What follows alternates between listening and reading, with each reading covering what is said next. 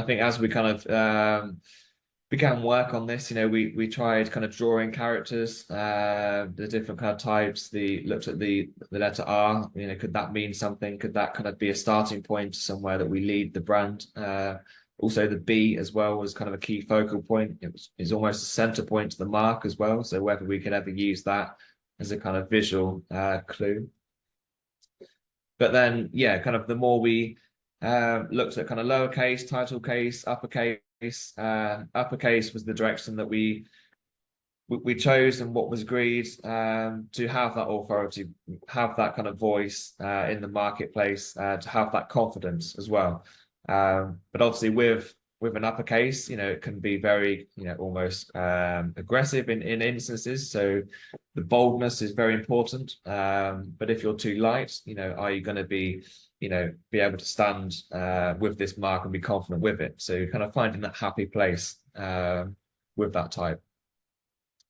And as we developed the kind of character set for this mark, we went quite expressive. So the top version here, has a lot of these curves, try and be a bit more kind of almost a friendlier approach to that kind of uppercase grotesque marks.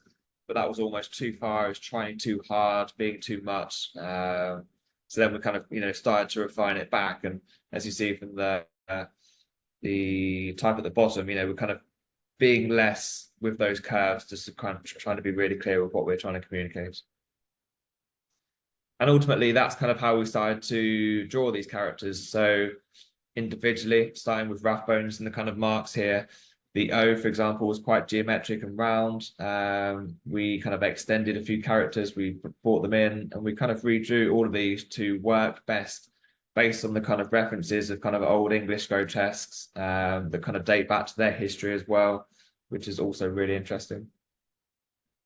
And then we, began creating an A to Z, which was brilliant fun. And we've been doing so, we still had a bit of character coming through. So rather than just the letter forms that are in the word mark, the letter Q here, for example, had a bit of flair. But then as we kind of later develop, is that flair too much? If we're kind of using this brand and if have to sit with our mark as well in other communications, kind of refining that back.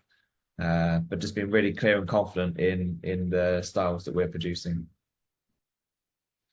And then, yes, developing the typeface. We worked with a type foundry, but ultimately we drew the characters to how we wanted them. So a lot of refinement, a lot of stages. There's probably about 3 to 4 kind of rounds of kind of tweaking these character forms to kind of how we needed. For example, the character R. We went through various kind of rounds of opening the width of the mark of that character to give that confidence ultimately to begin with. But also the T, if the T is matching that kind of almost is too far now. So kind of bringing that in and really kind of refining these characters. The letter E as well. So where we first based this typeface off an old grotesque, some of the characters, if you really look closely at the kind of mid bars of the E and the F, at a slight angle. So we kind of, straighten those up to kind of keep it really clear. And I think what we found from the, discovery sessions was that these are people at Rathbones that really care about everything they do. The attention to detail they take with their clients is kind of first class.